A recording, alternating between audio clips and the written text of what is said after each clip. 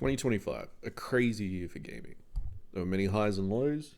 The Switch 2 was released, Expedition 33 changed the way we looked at games, and the industry shifted like never expected.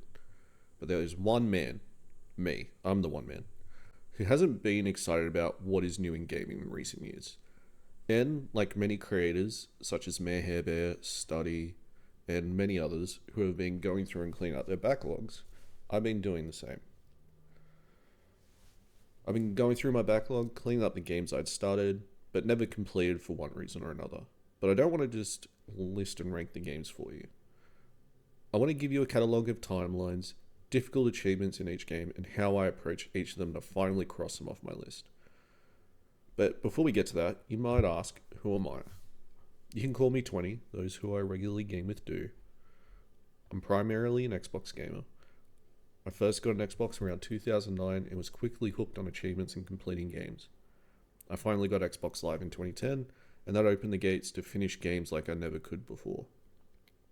Over time, my priorities have changed with completions. Originally, I was only interested in completing games I liked, which is mainly the Halo series and a few other key games. But these days, I focus on completing everything I can. Anything that I own or have played, I want to cross off the list as best I can. That way, I can fill my time playing games I actually want to play, but also get the value out of the games I've already purchased without buying anything new. As of the time of recording, which is the 30th of December, 2025, I have 368 completions including the DLC that I own, with a 76.9% completion rate according to True Achievements. I'll leave a link to my True Achievements profile in the description so you can check the profile out for yourself. But we have over 50 games to get through. We'll go in order from the start of the year to the end of the year based on the completion date. But, as you can see here, there are a good mix of games from 360 and Xbox One. First up, Hexalogic. There are only 11 achievements in this game. It only takes about an hour or two to complete. There is a guide available on True Achievements, which is what I used, but basically it's a math game. The only notable thing with this game is to make sure you set it to hard mode before you start. But you can complete this within an hour or two. Worst case scenario, if you forget hard mode, you have to play it twice, which isn't as bad. Hexalogic I completed and started on the 18th of January 2025. And I completed in an hour and 8 minutes. So I'm going to put this in the D tier. Pretty simple to complete. Alright, Agent Intercept is next. Vehicular Combat, Arcade Racer. Pretty straightforward game. The main thing you have to do is complete all of the missions and the side objectives. So because of that, I don't think it's that challenging. You might have to replay a level a few times. There are also achievements to get the top of the leaderboard, but they're not real people leaderboards. They're all just like offline leaderboards. So you can get that pretty easily. Agent Intercept I started on the 18th of January 2025 and finished on the 19th of January 2025. It took 13 hours and 37 minutes. So I'm going to put this in the C tier. I'd say it's like not the easiest thing ever, but it's pretty straightforward. Mass Effect Legendary Edition. If you've played anything related to the Mass Effect games in the past, you kind of know what you're getting into. The difficulty here is the Insanity Run, and making sure in this edition you carry your character through all 3 games. That way you can carry on the romances and get the achievement for carrying the same character through. Overall, I don't think it's actually too bad. You might need to replay a little bit here or there. If you follow a guide though, you should be able to get everything you need in one run. I completed it in 137 hours. The estimate's 120 to 150, which I'd say is pretty spot on for 3 games. And I started it on the 25th of May 2021 and finished it on the 10th of February 2025. So I'd put this at B. I'd say like it's challenging. The game itself on Insanity is hard, but the achievements in and of themselves are not. From there, and the main reason I played the Legendary Edition and finished it is Mass Effect Andromeda. Now, Mass Effect Andromeda is unfortunately a bit of the bastard child of the bunch. I originally started Mass Effect Andromeda when it was on EA Play for early access. So I'd gotten through the first hour or two of the game, got to the point where you reach the vault, and done a little bit of the multiplayer. I finally went back and finished it. The hardest part of the game is to complete 3 romances, which you can do in one playthrough, though the game tries to encourage you to do it across 3 separate playthroughs, but you don't have to. If you follow a guide, again, it's pretty straightforward. Just make sure you pick the right characters and do all the necessary interactions at the right time. There is also an insanity completion, but like many of the achievements in this game, you can do it in single player or in multiplayer, but your mileage may vary in the multiplayer aspect, as I don't know how many people are playing it anymore. But overall, I found it generally easier than the first 3 Mass Effect games. The open class build makes it quite approachable. The estimate's 80 to 100 hours. I'd lean definitely more towards the 80 or even lower. I feel like 80 is kind of high. My profile says 10 hours, but that's definitely not accurate. Mass Effect Andromeda, I had started on the 16th of March 2017 and completed on the 28th of February 2025. So, difficulty wise, I'd say it's lower B. It's lower B. Next up, Whole Theory. Whole Theory, I started on the 1st of March and completed it within 17 minutes. You might be asking, how do you complete it so quick? Well, have you ever seen those mobile game ads where the whole point of the game is to swallow all of the items on screen? This game is basically just that. There are 35 achievements in the base game. There was a title update to add 10 more, which I'm yet to complete, but you can complete this pretty quickly. So I'd go D. It is not hard at all. Not a brain buster. This only has 20 achievements, and it sounds a bit confusing, but really all it is you're on the cube, and you not a brain buster. It's just a puzzle game where you're on a cube and you run around. Trying to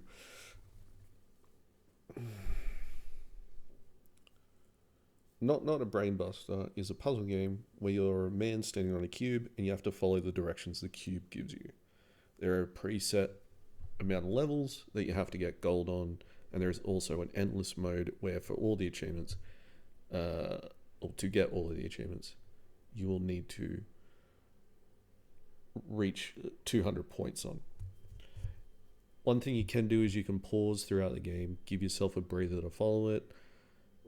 As the game goes on, it gets more and more complex, adding things like colors and double negatives and all that sort of stuff. If you're any type of coder, you might be able to handle it better than most, as you would be able to understand the kind of if-else sort of logic that it gives you. But it is a challenge, I won't lie. But I don't think it's too bad. You can complete it within a couple of hours. I did it in 5 hours, but the estimate is 2 to 3. I'd put this at B more because of the endless mode than anything else. Next up is Lego Bricktales. If you played Lego Builder's Journey, you know what this game is. It's very similar. It's a puzzle game presented in a 3D diorama format made out of Lego. If you've played Captain Toad Treasure Tracker, you'll know kind of what sort of game this is. I don't think this is as interesting as Lego Builder's Journey. The narrative that they kind of give you is pretty boring. The gameplay loop is kind of repetitive. Go to an area, do some puzzles, go back, do it in the next area. It's a bit of a slog. It's not hard to do. There's only 21 achievements. I got this in 12 hours. The estimate is 15 to 20, but I followed a guide. I started on the 8th of March 2025 and completed on the 23rd of March 2025. But this goes on sale pretty often, so look, I'm not going to say it's hard. If you follow a guide, it's pretty straightforward, so I'm going to put it at C under Agent Intercept. though it kind of sits around the same level if you do everything, and you might have to go back to certain areas once you get skills to get some of the collectibles, but it's not that bad. From here, kind of an embarrassing one, ASMR slicing. You can complete it in 20 minutes. It's literally what it sounds like. You press A to slice a thing and it makes an ASMR sound. Tom Clancy's The Division I started in 2018, which already was a couple years after the game released. I played it with friends at the time, trying to find something to add on to the Destiny cycle we were going through, something to change it up. At the time in 2018, I completed most of the achievements related to the story, destroying items, closing a car door, revive a certain number of teammates, etc. Nothing too crazy. Coming back, I just mostly had to clean up some of the collectibles, which there are 11 collectible achievements. I'm not sure if that is across the whole game though. And kill rogue agents and extract from the dark zone. This might be difficult these days. I only completed the base game as there is a DLC which requires 16 players, and this game doesn't have that many people playing it, yet alone who have purchased the DLC and playing that mode. I started on the 13th of June 2018 and completed on the 31st of March 2025. The base game is an estimated 60 to 80 hours. I did it in 73 hours. So if you're going to go for this, I'd stick to the base game if you can. But I didn't find it too difficult. I'd put it at upper C. It's pretty straightforward for the most part. The only tough part is maybe any of the stuff that requires co-op. So if you're going to do it with a friend. I don't think you'll have an easy time doing it solo. Marvel vs. Capcom Infinite. Spoiler alert, this is probably the hardest game on this list, at least for me. I found the mission mode, which are basically character trials, to be excruciatingly difficult for me to get. Specifically the Masterclass achievement, to complete all missions for 5 different characters. On and off for years, I had reinstalled and deleted this game in frustration trying to get this achievement. I'd watched Platinum Bros video about it. I'd watched guides. I'd tried to study them. I couldn't break through the 10th mission on a few different characters. I'd reached mission 9 on Nemesis, Iron Man, Ultron, and Venom from memory, but I could never break the 10th mission. I found I can never break the 10th mission because I'd always put in the wrong input in a panic. What ended up working for me is the Windows Store version carries over the achievements. So what I was able to do was plug in a soundboard where I was able to map the inputs to buttons, and based on that, treat it more like a rhythm game than anything. And that worked. I was able to finally break through one of the characters and then made my way through getting all 5 of them needed for the achievement. I would definitely push against doing this. The estimate is 20 to 25 hours. I know on the PSN profiles they rate it like a 5 or a 6 out of 10 difficulty. I would put this at like a 9 or a 10, only for that one achievement. It's absolutely brutal. I started it on the 18th of April 2019 and completed it on the 14th of April 2025. And I completed it in 65 hours. We have Mortal Kombat 11 next. Mortal Kombat 11 is no doubt the most popular fighting game of the Mortal Kombat series. After already completing Mortal Kombat X and Mortal Kombat 1 in 2023, and also playing and completing Injustice 2, I finally wanted to dip my toes into Mortal Kombat 11 after years of seeing Maximilian Dude's videos, seeing all of the compilations of intros. It looked like a fun time, and it didn't seem like an impossible achievement list. With MK11, the hardest achievements are around the tutorials. Now, the tutorials are split into 3 categories: the advanced, the basic, and the strategy. The strategy tutorials are the hardest one, specifically one tutorial with Raiden, which you'll see on screen now. For the life of me, I can never get the back forward A to work once Raiden had flipped sides. So what I ended up doing for me was starting off the combo on the other side. So when Raiden had swapped sides, the back forward A was more natural to me. But this is the consistent wall that everyone has with this 100%. Thankfully, after that, it's pretty smooth sailing. You just have to complete some brutalities and fatalities, grind some towers. It's not really a challenge afterwards, it's more a grind.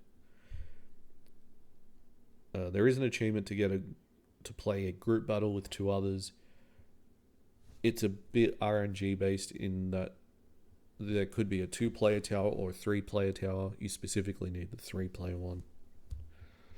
But because of that, I'm not going to put this at A. I'm feeling low B.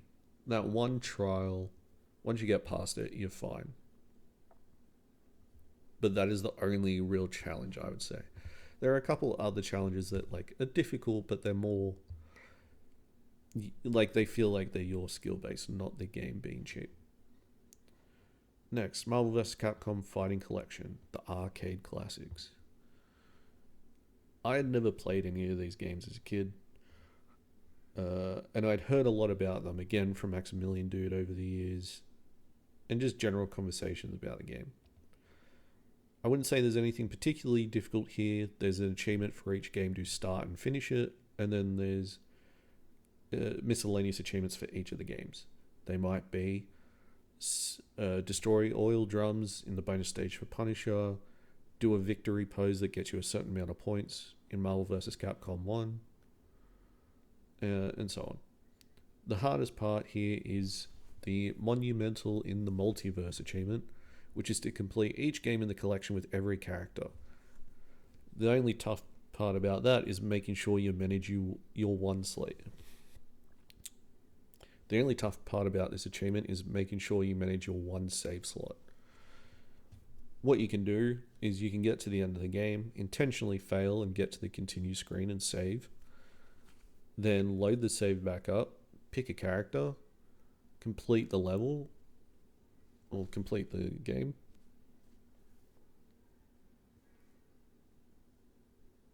What you can do is get to the end of the game, intentionally fail and get the continue screen, make a save.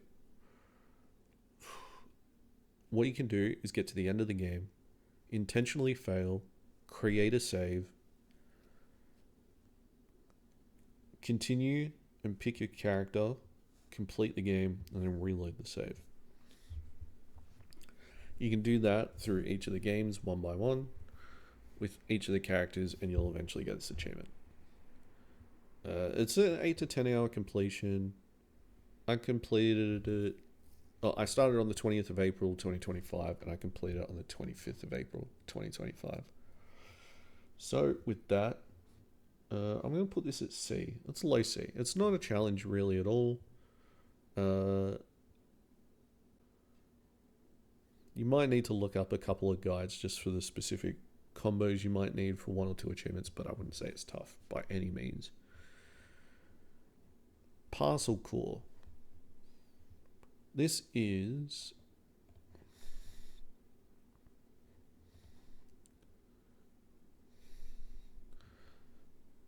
where is it?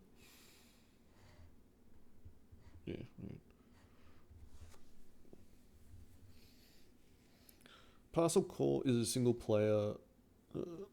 Parcel Core is a single player game where you run around open world hubs, sign up businesses, and deliver packages for them. Along the way, you can do tricks, and there's ramps and jumps and stuff to do. And you just got to level up the businesses that you sign up by doing deliveries for them every so often. There's also some collectibles along the way. For the first few hours, the game is pretty fun, but it does drag on quite a bit towards the end. The estimated completion time is 30 to 35 hours. I completed in 34 hours. There isn't a lot that's too hard about this game. It is more just a drag. Towards the end of the game, you'll end up climbing a tower on your bike, It's probably the hardest part of the game, but I didn't find it particularly difficult. There is one missable achievement, which is at a certain point in the game you have to slide under a helicopter. If you miss it, then you have to replay the first 2/3 of the game to be able to do it again. So just be wary of it. I don't think this is a hard game by any means, but it's just very boring after a while. If it was maybe a third of the length, it would be manageable, but it kind of gets repetitive pretty quickly.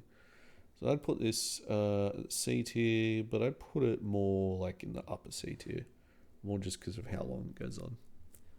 I started Parcel Core on the 23rd of January 2025 and finished it on the 27th of April 2025.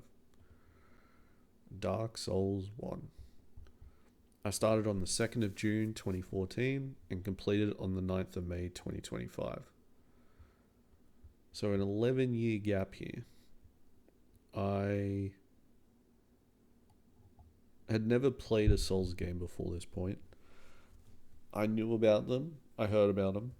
I saw a couple of the bosses, but I never had actually played any until 2014. Based on the achievements, I arrived in Lordran, got the first few achievements, and then just didn't know where I was going. I believe I ended up going down the elevator to the old ruins, which turned out to be the wrong way to go.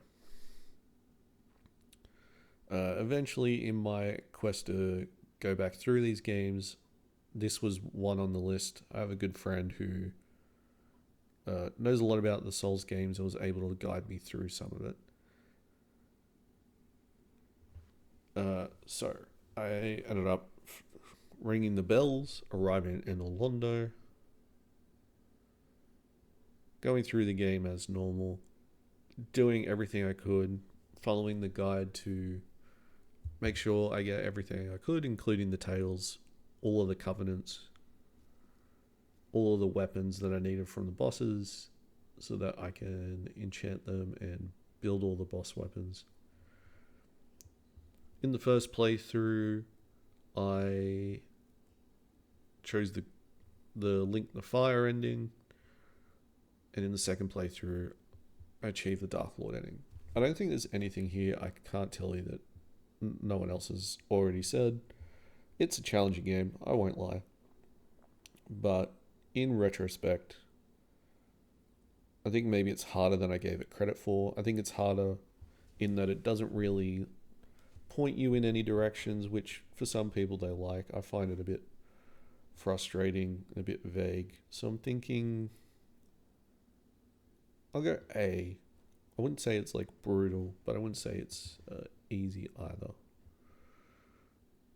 Next up, Tom Clancy's Rainbow Six Siege. Much like Marvel vs. Capcom Infinite, where I'd picked it up and put it down a number of times over the years. My first achievement in the game was the 9th of August 2016, but I didn't complete it until the 12th of May 2025. I suck at this game, I won't lie, and so this made it incredibly hard on myself.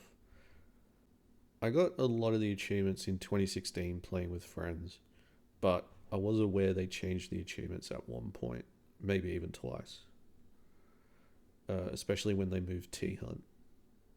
But thankfully, because I did complete T-Hunt when it was around, a lot of the difficult achievements, like reach gold rank, I was able to do beforehand. But there were some achievements they changed, such as playing ranked mode, which was locked behind being level 50, which at the time I tried to get back into it, I was like level 30. So I had to grind quite a bit to eventually get to the point to be able to play ranked and then be able to finish this up. Thankfully I did it. My last achievement was the Jack of all trades, which was to win one round with every Pathfinder in quick match or ranked. I believe that's actually bugged in that quick play doesn't count.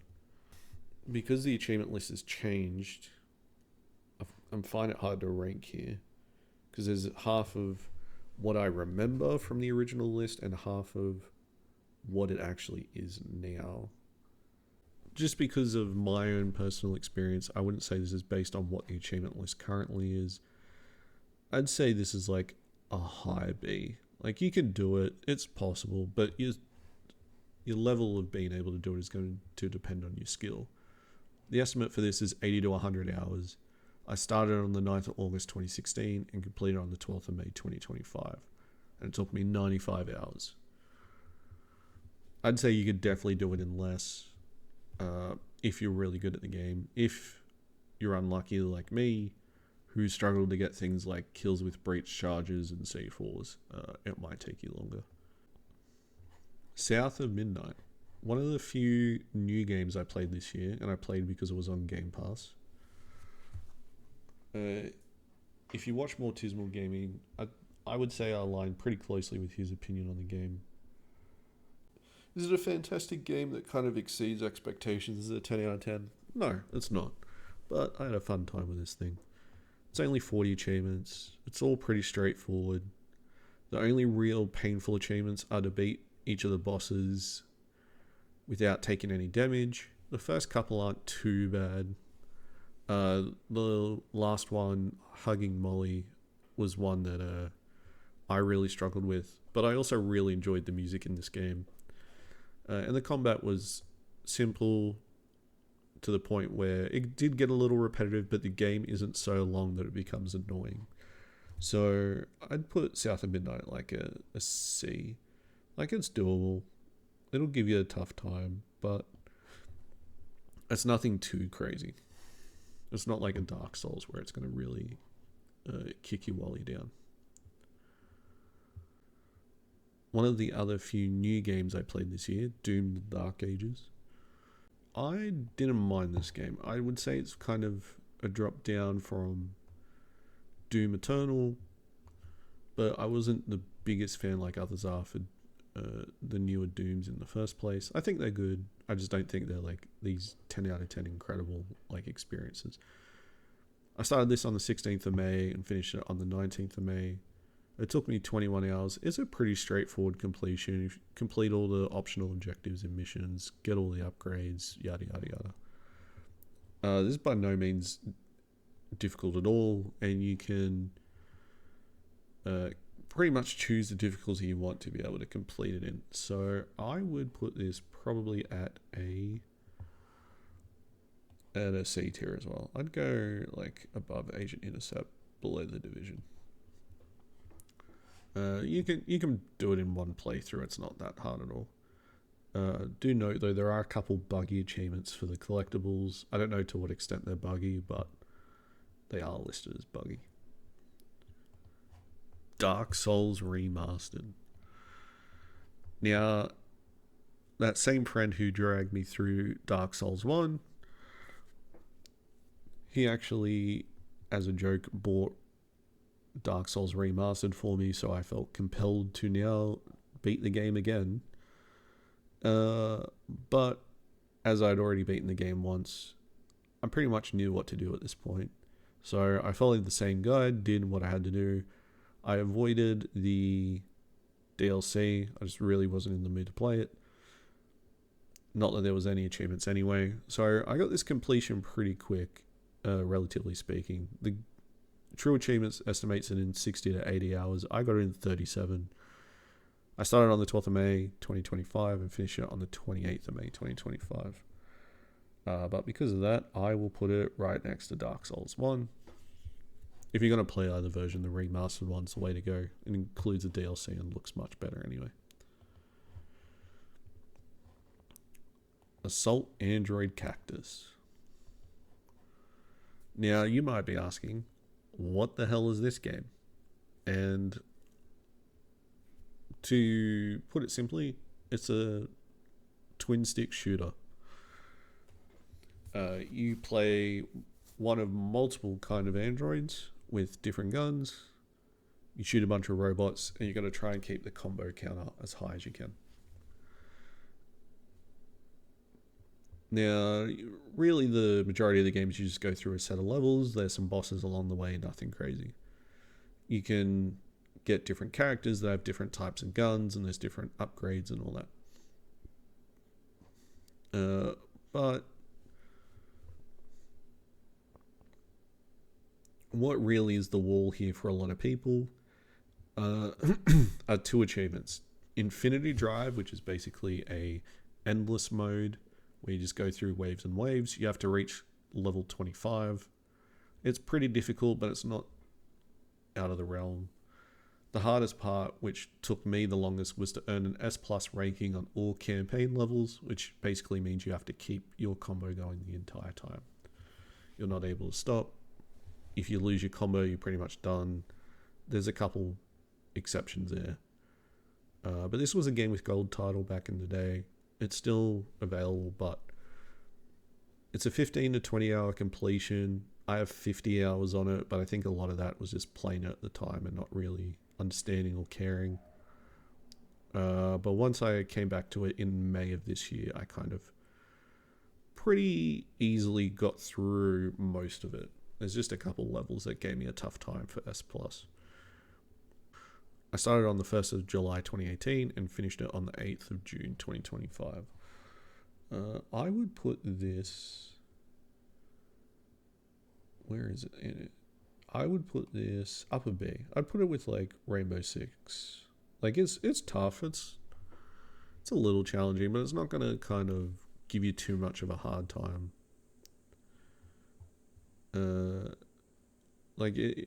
There's a couple points where it will, but it's not going to be the end of the world. Sekiro Shadows Die Twice. Kind of an oddball for the FromSoft games. Focusing more on the parrying and the rhythm of it rather than the actual weapon build you have. I'd started this back in 2020 when it released, or a year after it released. I'd started on the 16th of May 2020, so during the lockdowns, and finally went back around and completed it on the 16th of June 2025. I had this after Assault Android Cactus just to give myself a breather between the FromSoft games. I generally enjoyed this. There's a couple tough fights in there, but after playing the Dark Souls games, I think I had a pretty good feel for FromSoft games at that point. So although I found it really difficult at the start, I kind of got there in the end. The annoying part is getting all of the abilities and having to grind for them at the end of the game. It really kind of put a damper on the overall experience, but difficulty wise, I'd put it at a I'm just trying to think, above or below Dark Souls. I'd probably go below. I think it's more approachable in that like you don't have to worry about builds as much.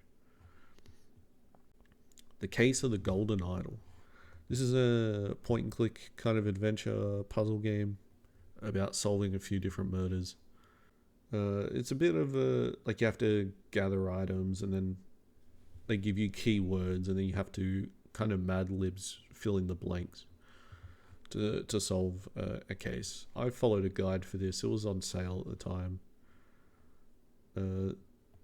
I started it on 16th of June 2025 and finished it in the same day. It's half an hour to 2 hour completion. I completed it in an hour and 40 minutes. So I'm going to put this at D, but at like upper D. Like you can do it with a guide, pretty straightforward. It's by no means really any challenge. Now we get to probably my personal game of the year in terms of what actually released this year, although I didn't play much. Expedition 33. I started this in May, 20th of May 2025. And this became a game that I was playing with friends and that we would all be on Discord screen sharing and playing along together, kind of experiencing the game collectively. There are some missable achievements here. I researched ahead of time, so I was able to point us in the right direction. There's some tough stuff in here, but it's more towards the end of the game. But at that point, you've experienced pretty much the whole story, so you can find a build that kind of works to really get through that sort of stuff. Just be aware of a few of the missable things, such as relationship level with a certain character, doing certain skills by certain points of the game. But after that, it's kind of just a grind to reach level 99. It's possible. You can find some stuff in the end game that gives you a lot of XP to be able to really do that. I've yet to go back and actually play the DLC update that they added. It's estimated to take 60 to 80 hours. It took me 90, but because we were screen sharing and playing around, there was a lot of like back and forth, and like someone would discover something, so would go do that and then come back. So yeah, I really enjoyed my time with this. I wouldn't I wouldn't say it's overall really challenging. You can set it to be story based, so you can make it easier for yourself if you want. I'd put it at let's go like B. Like it's got a little bit of a challenge, but it's nothing crazy. Slay the Spire. Slay the Spire is a roguelite collectible card game. It kind of, I would say, not kicked off, but redefined the roguelite genre. This is a game I had played on and off. I'd loved. I played it on the Xbox. I owned it on PC and the Switch. I'd been wanting to play it for. I'd been wanting to 100% it. Sorry, for a number of years, and I'd tried on and off, but I just could never do it. And finally, I'd tried everything to finally get it done. I got stuck on Ascension 2 for quite a while, and then tried with a few different characters, and then finally broke through the wall, hit walls again at a couple different points. But I started this on the 15th of September 2019, just defeating the different bosses in Act 1. A couple other achievements such as winning with 1 HP, defeat 3 enemies with poison in a single fight, all that kind of stuff. And I finally finished it by defeating Ascension 20 on the 18th of July 2025. The guide estimates 150 to 200 hours. I got it in 426 hours, so take that what you will. I'd say this is pretty brutal just because it's RNG based. But if you're really good at those kind of games, you'll probably find it a lot easier. Like I know there's speed run guides out there for 10 hours to get all of the achievements. So Crash Team Racing Nitro Field. Crash Team Racing Nitro Field is a remake of the original Crash Team Racing, but also includes some levels from its sequels from back on the PlayStation 2. If you've seen videos from people like Nick AR, you might have some idea as to why this is quite difficult. There is an achievement for completing the story mode on hard, but the real challenge comes from the time trial mode, in which you need to defeat all of Nitrous Oxide's times. Nitrous Oxide is one of the mid levels of bosses. There's Entropy, there's Nitrous Oxide, and then there's a couple more above that. But you only need to worry about Nitrous Oxide. So normally what you have to do is beat a certain time on every level, then beat Entropy's time, then be able to beat Nitrous Oxide's time. Even if you beat Nitrous Oxide's time on, say, the first attempt, you still have to unlock each of them to be able to go through and unlock Nitrous Oxide and then beat him. It's quite painful achievement. I'm pretty sure this game broke my wrists. I was stuck on trying to beat Nitrous Oxide on the first level for literal years. Another game that I picked up and put down. I started it on the 21st of June 2019, which is when it released, as I was a big fan of the original one, especially as a kid. And I completed it on the 21st of July 2025, so a little over 6 years to complete. I completed the story mode in 2019, done that on hard mode, but even hard mode in the story mode does not prepare you for the time trials.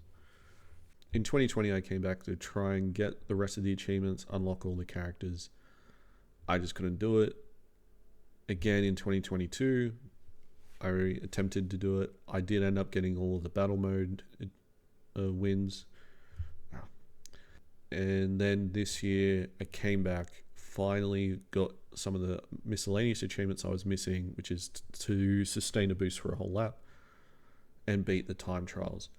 There are many videos out there about the tough time trials. It's persistence. Take breaks though, please. I think I might have done something permanent to my wrist just because of the Dragon Mines map on this game. So because of that, the Crash Team Racing, I'm gonna put S tier. That's I'd put it under Marvel vs. Capcom. It's brutal. They're both brutal, but Crash Team Racing was one of those, like, it felt possible a lot of the time. I just felt like I was missing something. But I would say Marvel vs. Capcom is quite hard. Dungeons and Dragons Dark Alliance. This is a co-op action adventure game. It was another one of those games played with friends online. Most of the game is going through missions, defeating enemies, defeating a boss. There isn't an actual, like, real through-line narrative to follow like a normal action adventure game. Most of the achievements are about unlocking all of the abilities for each of the 4 characters. There is a 5th character they released in DLC, but I did not have it at that point. The servers are shut down, so there are some discontinued achievements, but I was able to get a lot of those done beforehand, years beforehand. So really all I had to do was just kind of grind out the missions.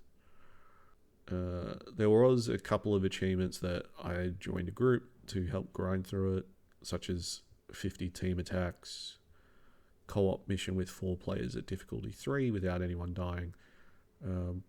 But other than that, it was really just coming back every couple of weeks, doing some grinding whilst watching some shows in the background. It's more of a challenge for some of the difficulty-based achievements, just because the game is kind of cheap in that the damage you get dealt feels really off scale compared to the damage you deal and the level you're at, but I wouldn't say it's like brutal by any means. I started it on the 24th of June 2021, completed on the 10th of August 2025. It has a 72 to 95 hour estimate. I completed it in 78. So difficulty wise, I'd put it at B.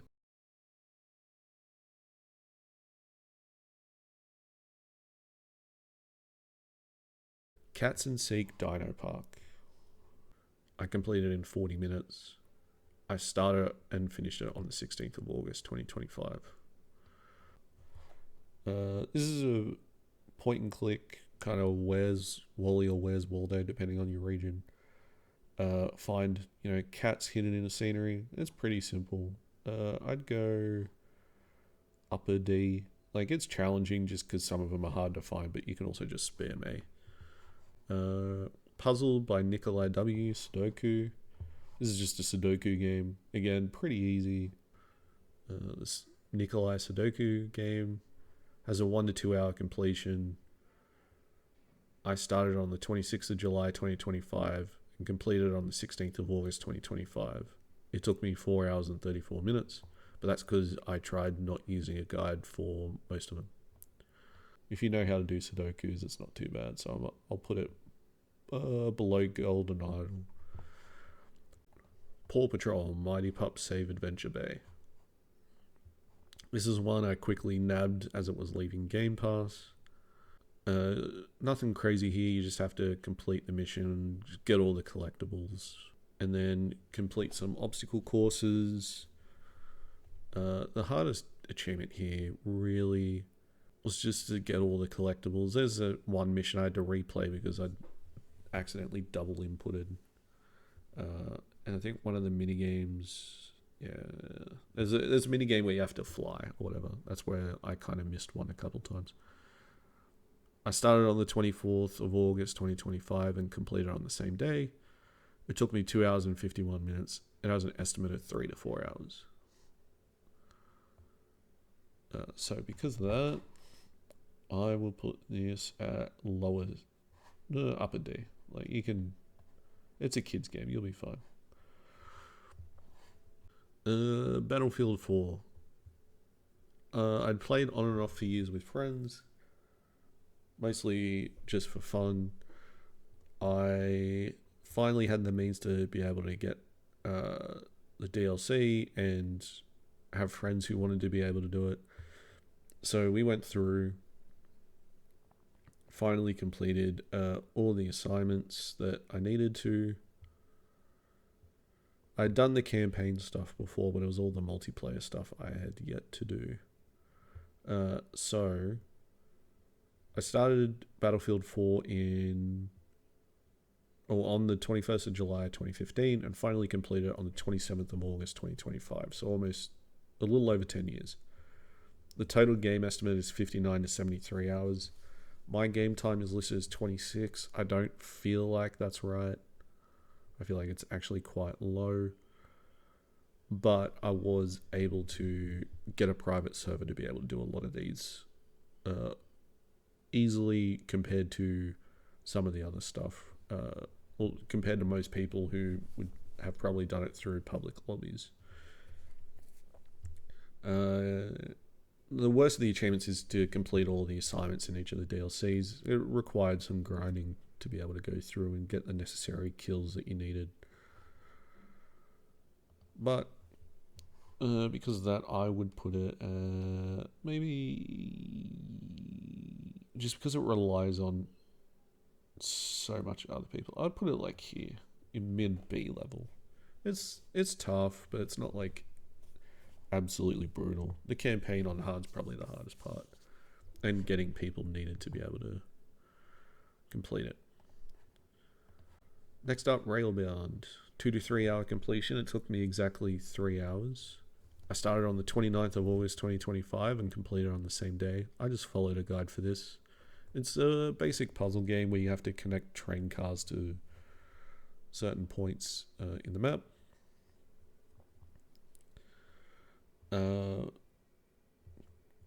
Because of that, I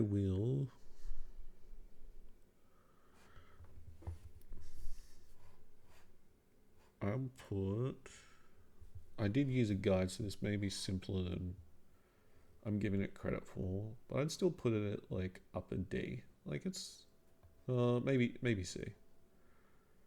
Low C.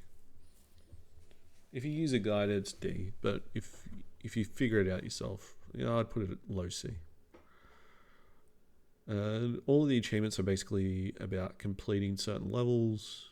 There's certain miscellaneous achievements such as solve a number of levels without placing all of the pieces that you're given. And then there's one miscellaneous achievement to connect a trolley to a locomotive. Next up is Turbo Golf Racing. Imagine Rocket League, but it was golf. That's what this game is. It came out in early access a few years ago, in 2022, and then full release in April of 2024. They added achievements though whilst in early access during 2023.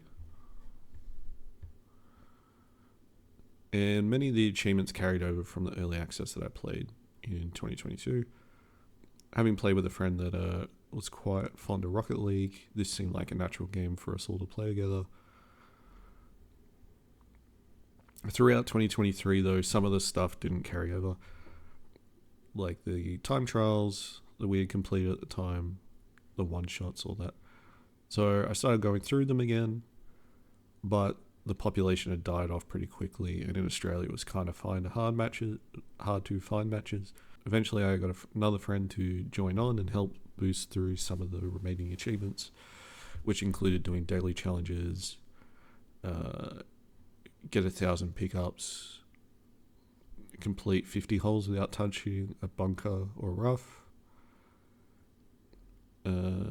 use emojis in 30 online games.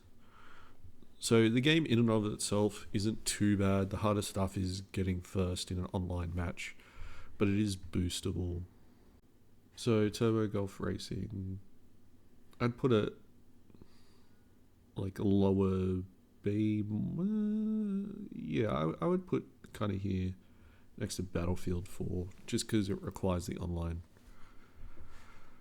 I started Turbo Golf Racing on the 3rd of May 2023.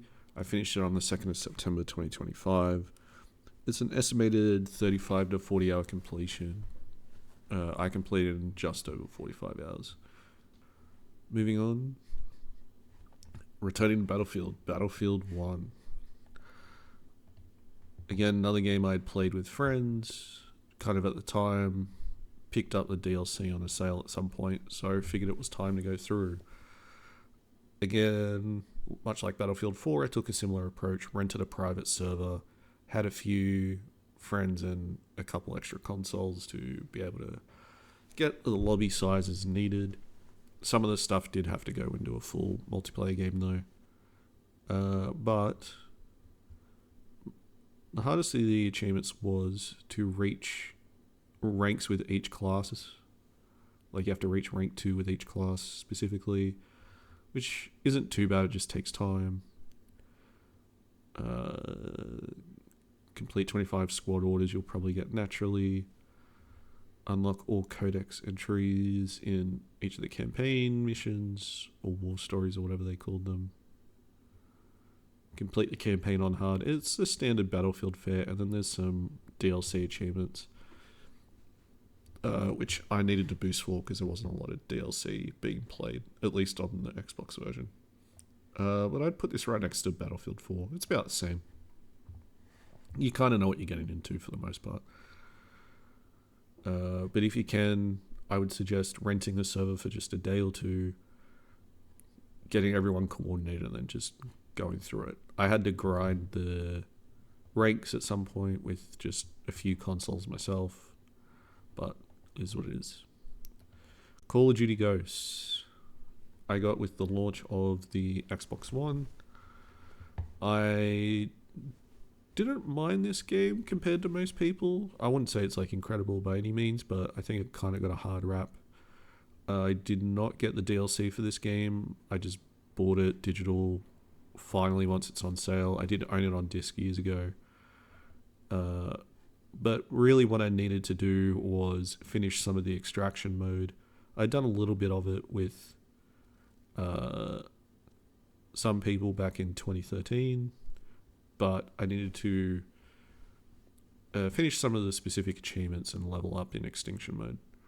So I started this on the 22nd of November 2013 and completed it on the 14th of September 2025.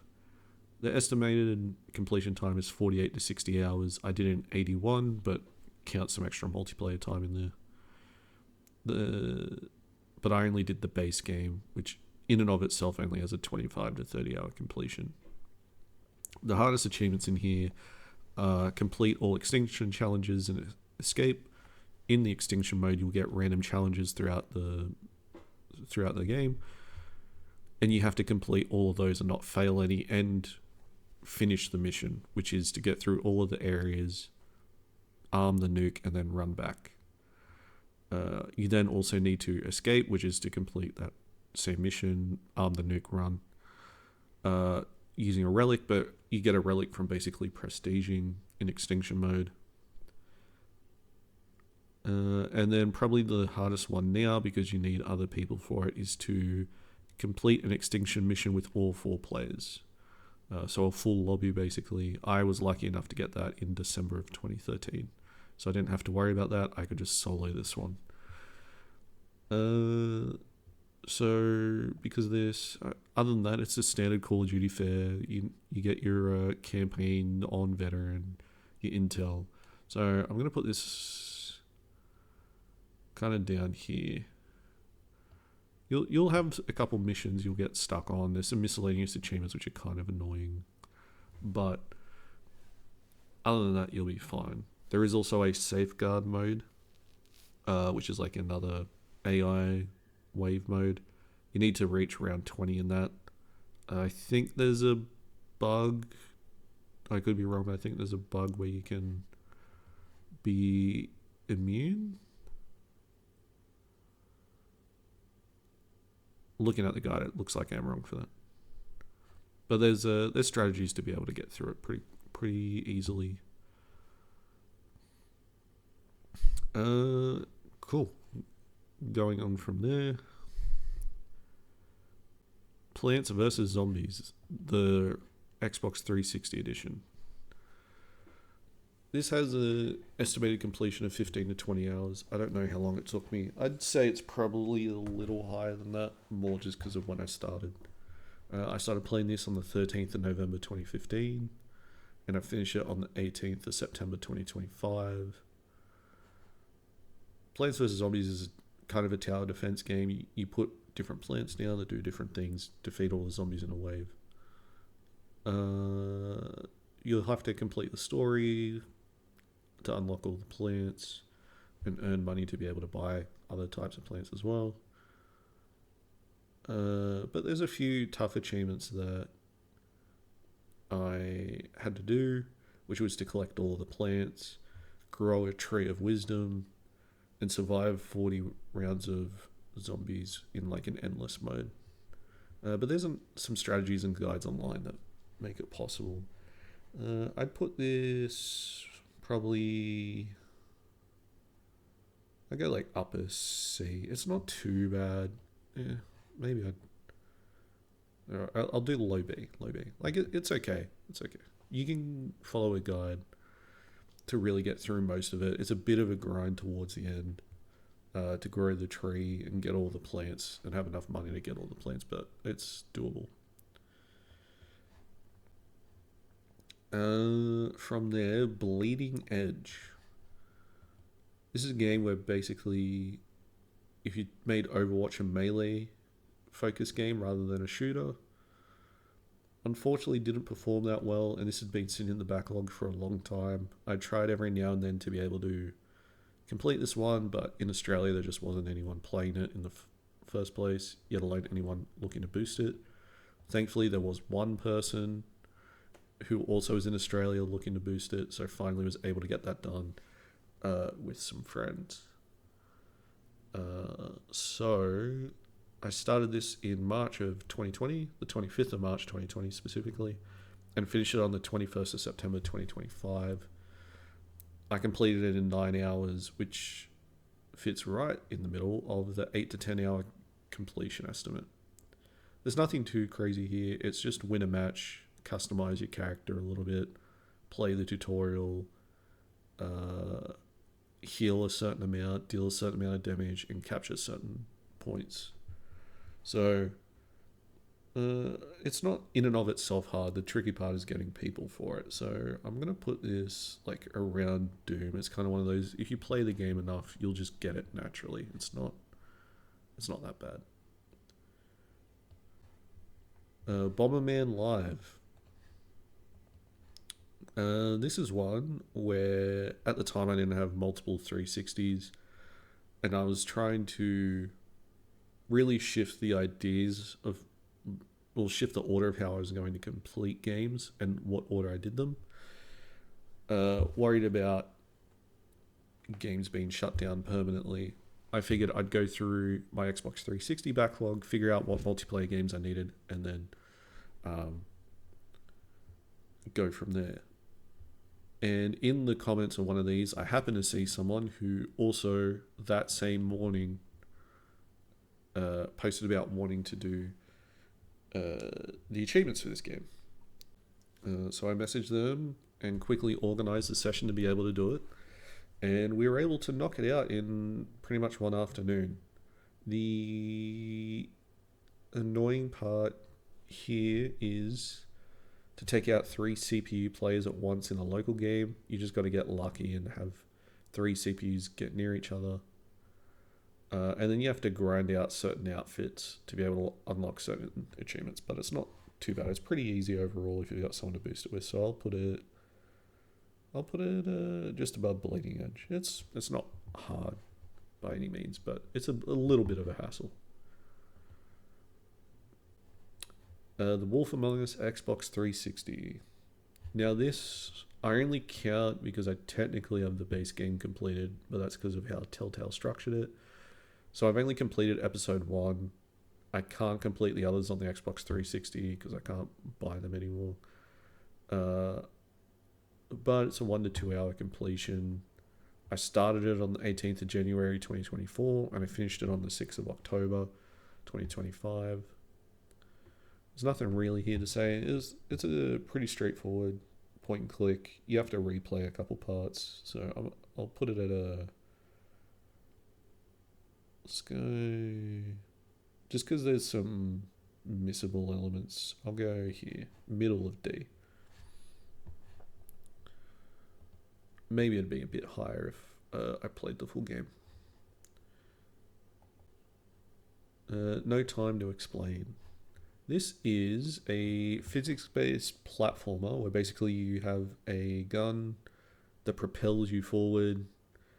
This is a bit of a silly narrative. It reminds me, in terms of the art style, very much of like Newgrounds and Flash animations and all that sort of stuff. There are some collectibles to get hats along the way. There's certain miscellaneous achievements through each of the areas. This is a little bit of a challenge, but it's not too crazy. It's just understanding the physics of the different guns throughout the game. There's a 6 to 8 hour completion. I got stuck at one point, which is why I kind of dropped off. I started on the 8th of August 2017 and picked it up on the 6th of August 2025 for the completion. And I completed in 8 hours and 1 minute, apparently. So I would say, like, I wouldn't say this is difficult. It's more annoying. But I'll go it's right around Plants vs Zombies. Like, it's not too bad. The collectibles are probably the annoying part, just because you've got to launch yourself in the right direction. Next, The Walking Dead Xbox 360. This is like probably Telltale's magnum opus, the one that really put them on the map. I thought I had never completed it. I knew I definitely had it on the 360, but apparently I went and did it on the Xbox One at some point years ago. But I finally needed to finish up the 360 version. I started on the 30th of March 2013 and finished it on the 10th of October 2025. I'll put this right next to The Wolf Among Us. There isn't really anything missable there. There's one achievement that is in the DLC, but other than that, it's all just complete the game. So you don't really need a guide for that one. It's pretty easy. Star Wars Battlefront, the 2015 one. This one was in my backlog only for one achievement, which was to reach level 100, which was released in the Rogue One title update. I'd already reached level 50 in 2018, but I was not able to really find consistent games and methods to gain XP. And I got very frustrated with how slow the process was, even with double XP and all that sort of stuff kind of being on pretty often.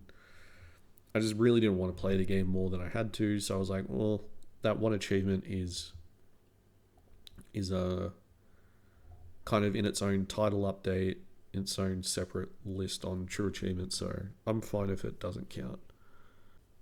Finally, though, I bit the bullet when I went through and recategorized all of what I wanted to do completion-wise.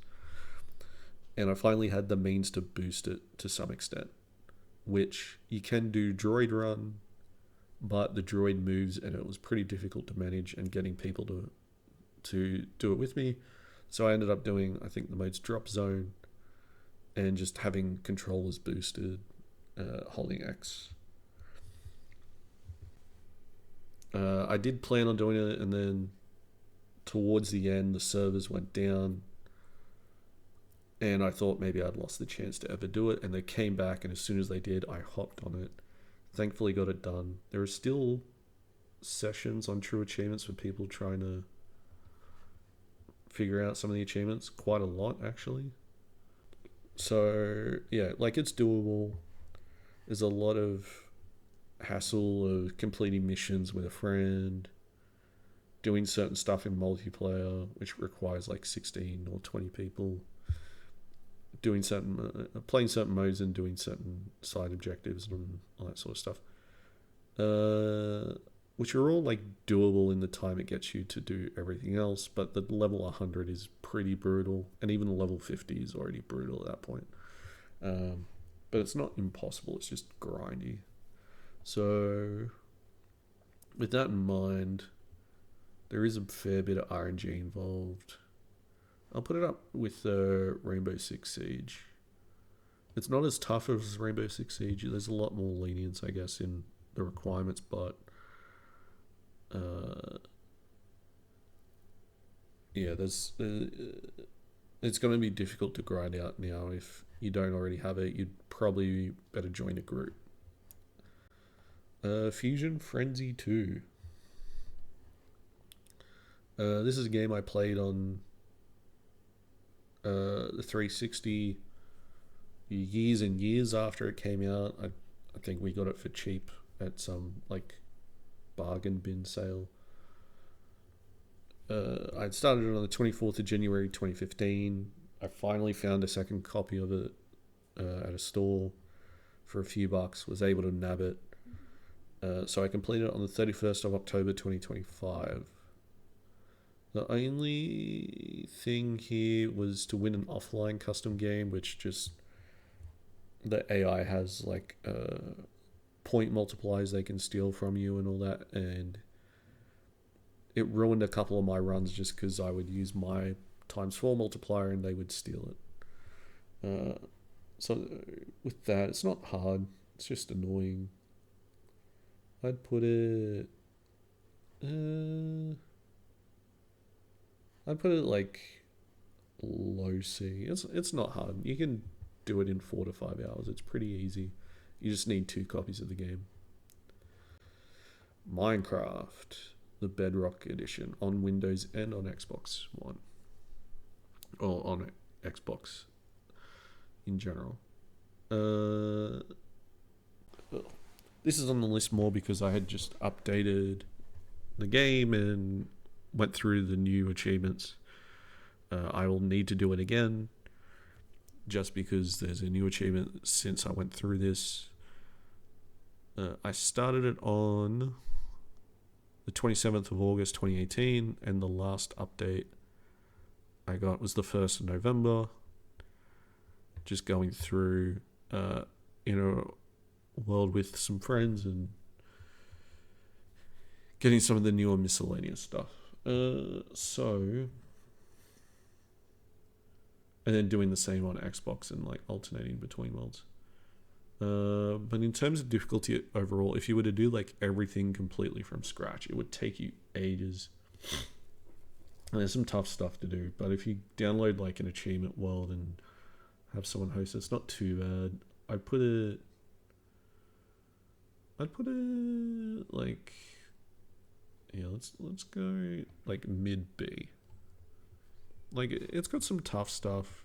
It'll be a long time to get there, but you probably won't have too much trouble. There might be a couple of finicky achievements, but it's more about finding the right area to be able to do it. From memory, the real hard stuff is like filling out 9 maps and trading enough with people.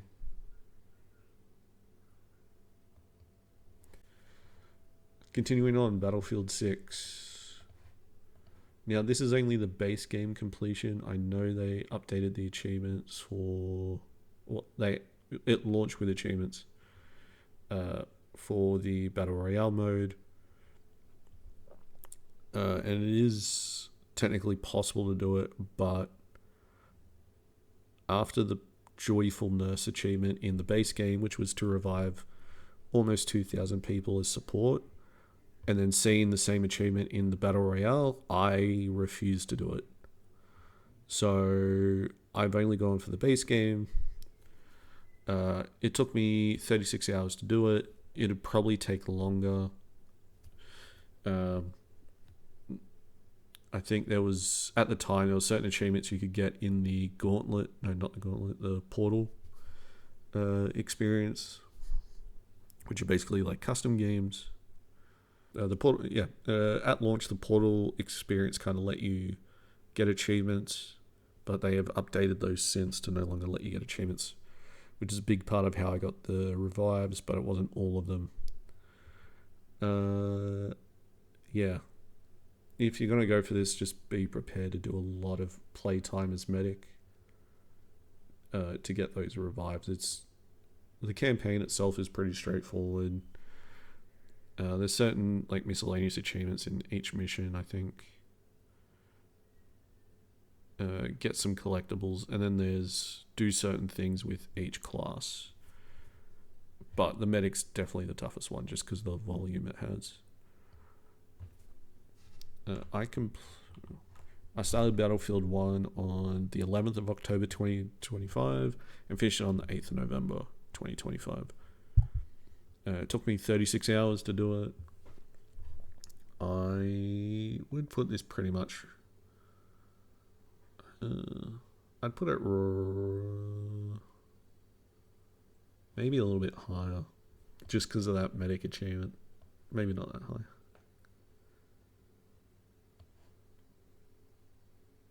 Actually, let me shuffle these around a little bit. Let's put Battlefield in front of Mass Effect, just because it requires online. Mass Effect Andromeda you can do solo.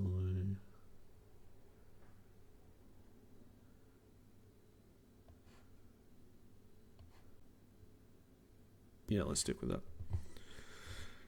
Okay, moving on. Spot Challenge Volume 4. It's literally spot the difference. It's not that bad. Put it down in D tier. Call of Duty, specifically Black Ops 7. Was definitely tougher than Black Ops 6 if you'd ever done that. What really I struggled with was some of the multiplayer stuff. I don't know what it is this year, but I just really fell off a cliff in terms of skill. And the Zone 4 in co-op campaign. So, get a triple kill with the Gravemaker score streak. I just could not get the Gravemaker to save my life. I finally got it in a care pack, I think. And then from getting the care pack one, I had enough to be able to get it again. So I was able to get a triple kill that way. There is some grinding to get an overclock, which is basically like a perk on your equipment. Get 100 unique medals. It's not too bad, just some grinding. Unlock 3 relics in Ashes of the Damned, which is a zombies mode. That's relics are kind of like modifiers for a new mode they've added. And you need to do certain things in the main zombies map to be able to unlock it. There's a little bit of a camo grind. In the co-op campaign, in the endgame mode, the tough part for me was to upgrade and operate in a max combat. Basically, there's power levels. You have to reach power level 60. If you die, it resets. If the game disconnects, it resets. For me, I disconnected twice and died twice. So I had to redo it a few times, and it was pretty boring and frustrating at that point. But with that, I'd put this, because it's not a grind,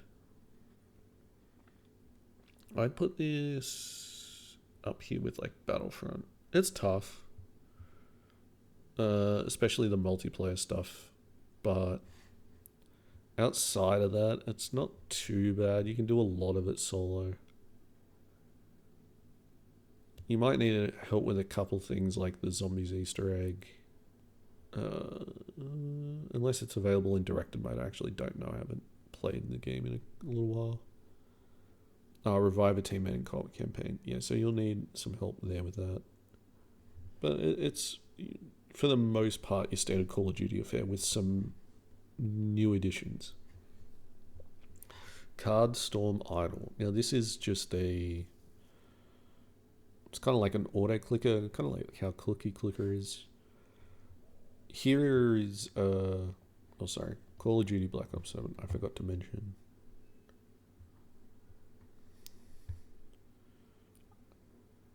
It's a 40 to 50 hour completion. I started it on the 15th of November 2025 and finished it on the 26th of November 2025. I'd say like 40 to 50 hours is probably accurate for that. Card Storm Idol. This is technically a triple stack. It's the same game on Xbox One, Xbox Series X and S, and Windows. You can complete it in like 20 minutes. It's free. It's literally just shovelware. It's kind of like a auto clicker management game, like how Cookie Clicker is. You know, your click does a certain amount of damage. You have to defeat all the enemies in the zone. Yada yada yada. It's a bit more involved than a point and click, but I'd put it like D tier. It's simple. You can beat it in 20 minutes. Maybe it takes a bit longer if you don't pay attention to some of the stuff around like prestige points and having to do it a few times. And then they added another second set of achievements. So I first started them on the 28th of November 2025 and then completed them on the 7th of December 2025.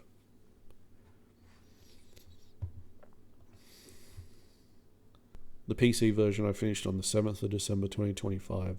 The Xbox One and Xbox Series consoles I finished on the 5th of December 2025.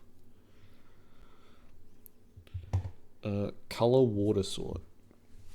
Another one of those games that looks like the mobile app.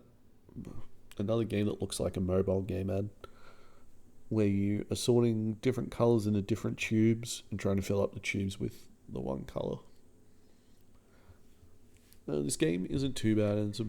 It's simple. It's more just a grind in how many levels you have to do, as you have to collect 250 stars and you can only get 3 stars a level. So there's at least 80 something levels you have to do. I started on the 7th of December 2025 and finished it on the 8th of December 2025. Completed in 3 hours, but it has an estimate of 4 to 5. I'm going to put this up a D, more just because it requires a little bit of thought, but nothing crazy. Amazing Maze. A basic puzzle platformer kind of game where you play a ball, you get different abilities, and you have to complete the maze. It's only a 1 to 2.5 hour game. I completed it in just under 2 hours. There is a title update where they added some achievements as well, but it's all pretty straightforward. It's step on a switch, use a fan, go through a teleporter, die by a laser, complete a certain chapter, all that sort of stuff. It's nothing crazy. There's only 17 achievements.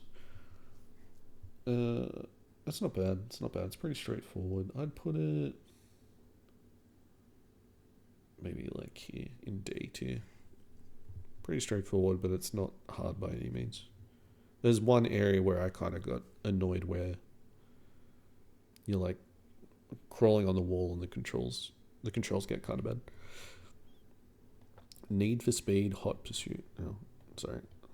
Amazing Maze I completed. I started on the 8th of December 2025 and finished on the 10th of December 2025. Need for Speed Hot Pursuit.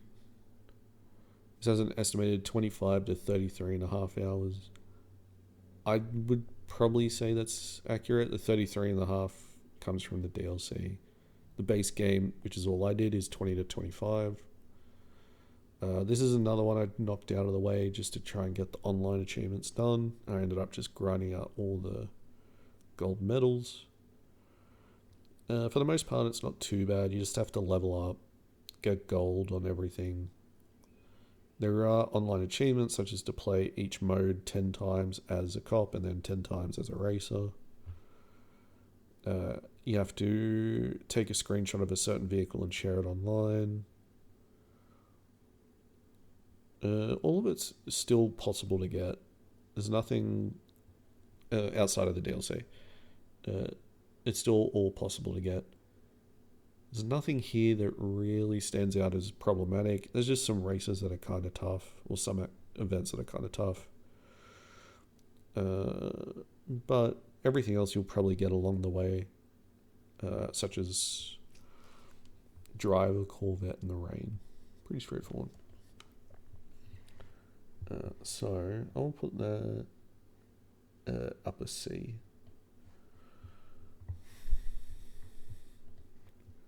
The Simpsons game. This I started offline back before I had Xbox Live, so like probably 2009, 2010. I had been looking to complete this game for a long time, but couldn't find a copy of the game for even a reasonable price online. Everything had listed as $100 AUD. Finally, I saw someone post it for $30, so I thought I'd take the risk and see what happens, which even that's still a lot. But I got the disc and it installed fine, it worked. The Simpsons game isn't anything too tough. It's typical. Go through the campaign. Go through the campaign. Get all the collectibles. Do the time trials. So you have to beat the campaign missions in a certain time, and then each level has like a mini mission which you have to access through the main menu, which might be like defeat 30 enemies in 3 minutes, or collect all of the items in 2 minutes, or that kind of stuff. The toughest achievement here is probably... there was a couple levels I had to do the time trials a few times for. There's one achievement to beat basically like a rhythm game in the last level of the campaign without taking any damage. With the 360 D-pad, it's pretty rough. What worked for me was putting the controller down on a flat surface and then using my thumbs on the left and right side, and then pressing up and down when necessary. I still had errors a couple times, accidentally hitting diagonals. And for the ones where you have to hit two at the same time, what you can do is quickly, like say it's left and up, you can just quickly do left up as like two separate moves if you're quick enough, and that would count. But it's definitely by no means difficult. I'd put it around south of midnight. Like it's not hard by any means. You might just need to replay a few levels. There's a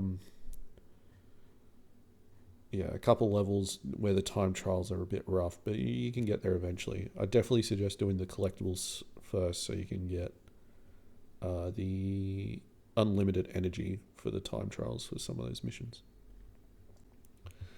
A game about digging a hole. A game about digging a hole is pretty much what it sounds like. You have to dig a hole about 100 meters down. What's interesting about this game is you don't unlock the achievements except for beating it until you've already beat the game. So, for example, one of the achievements is to fall for 4 seconds in one fall. Like, you can't stack it. But if you do it on the first run, you don't get the achievement straight away. When you beat the game and then load up achievement mode, then it should be it should carry over and unlock for you, and there's like a tracker in the game that tells you what you've done for those achievements. So overall, it's like not too bad. It's just a bit odd in how that achievement system works. Almost all of them are secret achievements, but you can see what they are obviously through the Xbox guide.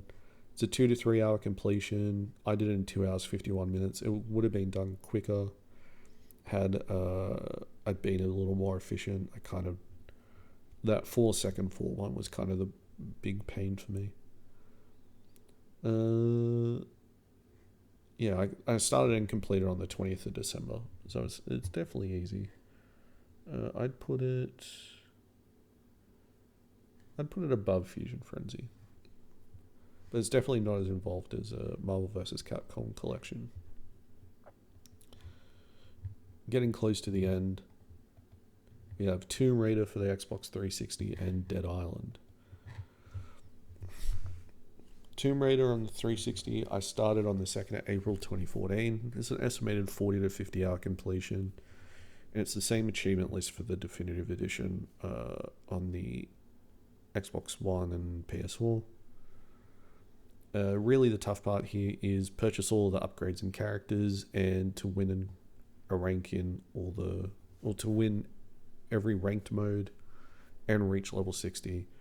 You can do almost everything solo. There are a couple achievements that require a few people, but the ranked one's the hard one. You just need 4 people, which these days there's not really anyone, but you can boost it or double box it, or well, not double box, you need 4, but it's possible. I started it in the 2nd of April 2014 and finished it on the 25th of December 2025. In the main campaign, you need to complete it, get all the collectibles and upgrades. I'll go C. It's not hard by any means, it's just annoying trying to get all the people that you need for it. And last is Dead Island on the Xbox 360. This I had started on the 1st of February 2014 and finally completed on the 26th of December 2025. I did not do the DLC for this one, but I'd played this with friends when it came out. I believe this was a game with gold. So I have some of the achievements for playing with other people. And I had progress on playing with a certain number of people for 10 minutes. I'd completed 75% of the story on one character, but starting it up again, I mainly had to finish the campaign and do all the multiplayer achievements and a lot of the miscellaneous stuff. So some of the notable ones in there: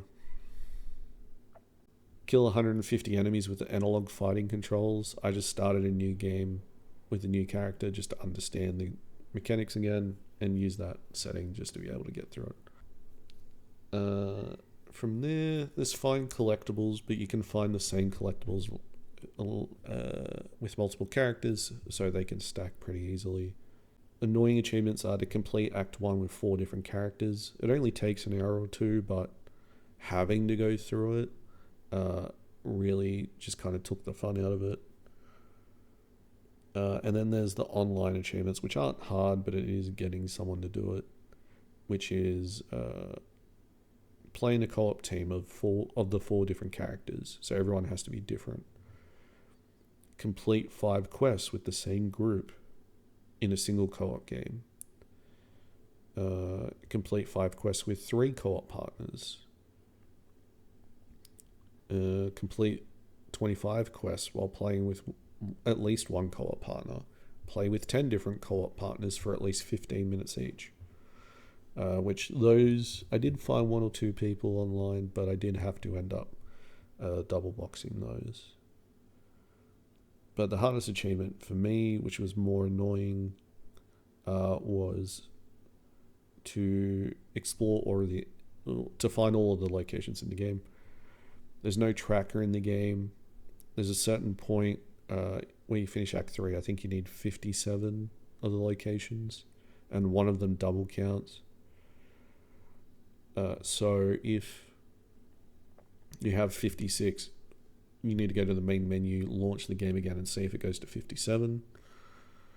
I had to go and explore all of the maps to try and figure out where it was, and there's no easy list of here is the location and what it is. There's like a list of names of in the game files, and then there's like videos of someone going, here's like all of the map I have marked off and I just got the achievement, but there is no, this is a specific point to go to get this location, which kind of sucks. So with that in mind, I wouldn't say it's hard. The game runs poorly. It doesn't control well. At least on the 360 version, but it's not. I'd put it like here around Dark Alliance, like, because it relies so much on the multiplayer, it's kind of bad. And that's it. Those are all of the completions for 2025. Finally glad to get some of those off the list. 2026, I plan on kind of following the same route that I've currently been going through. I have an order of operations. Basically, I'm going through all the 360 multiplayers that I have, then do anything that's on Xbox One or Xbox Series X that is multiplayer that maybe has a chance of being closed, which is where like the turbo golf racing comes in.